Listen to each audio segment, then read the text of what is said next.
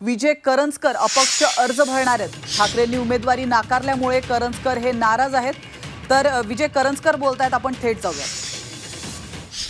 कार्यकर्ते असतील, या कार्यकर्त्यांची एक बैठक घेऊ आणि त्या बैठकीनंतर आपण स्पष्ट करू की आपण लढणार का काय करणार हे आपण त्या ठिकाणी स्पष्ट करूया.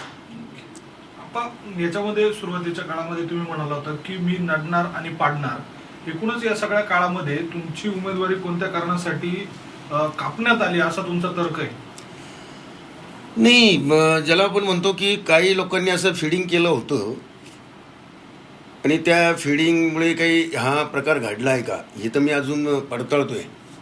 निश्चितच मीही राजकारणातला एवढे 40 वर्ष मी एका पक्षासाठी झिजलोय, एका पक्षासाठी जीवाचं रान केलं आहे. त्या पक्षासाठी म्हणजे ज्याला आपण म्हणतो माझं रक्तही जाळलं आणि ज्याला आपण म्हणतो साम दाम दाम पण दंडभेद मी त्या पक्षासाठी अंगीकारले आहेत.